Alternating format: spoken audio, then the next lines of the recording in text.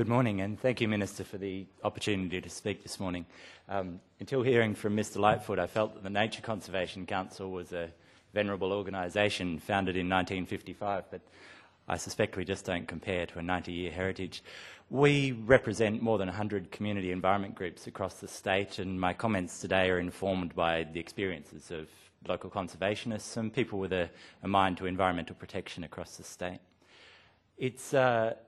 It probably comes as some relief to the planners in the audience that there appears to be a consensus this morning that strategic planning and environmental assessment perform a useful social function. Planning provides vital social benefits, including the protection of our natural environment, the protection of public health, and also the promotion of sustainability. We talk often of ecologically sustainable development, and we talk often of the need to balance environmental and economic outcomes, whereas in fact ecologically sustainable development is in its essence about the integration of environmental, social and economic outcomes to achieve an optimal outcome rather than necessarily a compromise. Our unique environment underpins the social and economic fabric of our state. Healthy ecosystems provide billions of dollars of goods and services essential for the well-being of local communities and businesses. Protecting and enhancing the natural environment and also maintaining healthy urban environments is essential to our future social well-being and the future prosperity of this state. There is broad and enduring public support for action to protect the environment. Government research consistently demonstrates that the public consider protection of the environment and sound management of natural resources to be a top priority for attention by the New South Wales Government.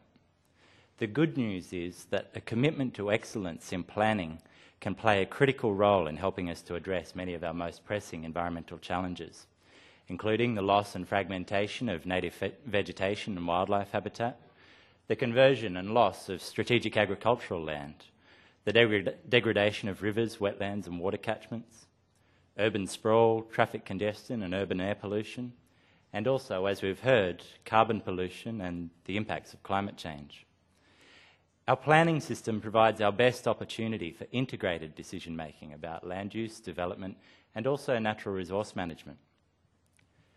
There are a number of things that we need to do to achieve optimal long-term results, and these should inform the current reform process. We need to place ecologically sustainable development at the centre of our planning system.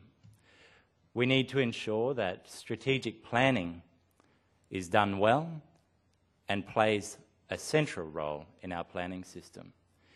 It's not acceptable to conduct a strategic planning process and then override that at the whim of a minister or government agency. Strategic planning needs to mean something.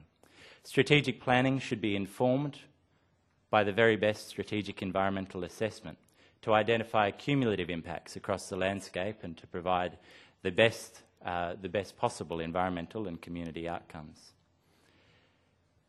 Importantly, we need to be clear about the outcomes which we seek to achieve, and this is the case for economic, social and environmental outcomes. In the case of environmental outcomes, they should be underpinned by clear policy goals, underpinned by robust and science-based methodologies and decision-making frameworks that draw a clear link between our high-level policy goals, the strategic planning framework, the assessment process and the final decision.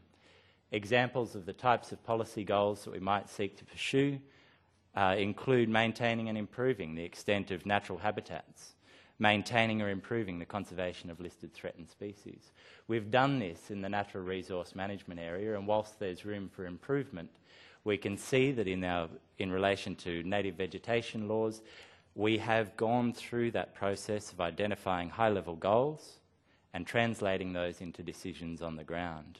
Whilst there will always be room for debate about how best to do this, we do need to see in our planning system a clearer articulation of the links between high-level policy goals, including environmental outcomes, and the decisions on the ground. We need to mandate minimum requirements for environmental assessment to ensure that EIA is comprehensive, objective, and conducted by independent accredited experts.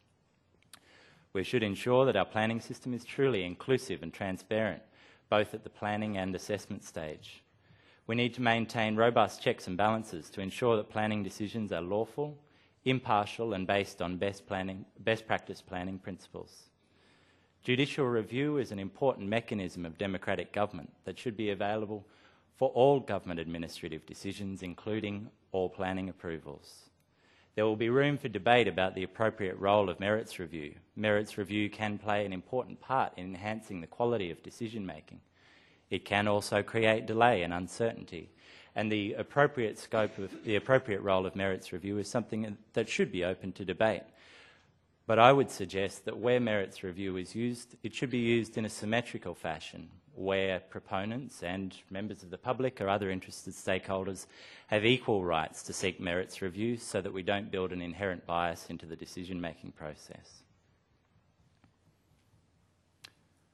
I've emphasised the central importance of strategic planning informed by rigorous strategic environmental assessment. Strategic environmental assessment is a vitally important tool which provides a basis for identifying and avoiding cumulative impacts on natural values and community amenity. We should, however, exercise some caution in promoting the use of strategic assessment as an alternative to site-based assessment. In a data-poor environment, strategic environmental assessment may not provide the level of information that we need at site level to protect threatened species, for example, and other environmental and social values. It is unacceptable for our most high-impact developments to be exempt from the need to obtain approval under important environmental and natural resource legislation. The Parliament recognised this just a couple of weeks ago in the case of groundwater, when it removed the exemption from aquifer interference approvals for state significant development. Efforts to streamline development assessment must be evidence-based and weighted against the environmental, social and economic costs of poor decision-making. Efficiency in administrative decision-making is a desirable policy outcome. However, decision-making processes must be both efficient and effective. Important modernising developments should not be held back by arbitrary planning restrictions, and most notable in this area is the current push to restrict the development of wind energy. The suggestion that we may need 2-kilometre buffers for wind farms is extraordinary, particularly when we don't have similar requirements for higher impact developments like coal mines. Strategic planning must prepare us for the challenges of the future. Climate change considerations, as we've already heard this morning, should be integrated throughout our planning and assessment processes. In conclusion, I think this opportunity, this fundamental review of our planning legislation, provides some exciting opportunities. Good planning has a central role to play in delivering sustainable, livable towns and cities and healthy and productive rural landscapes. Thank you.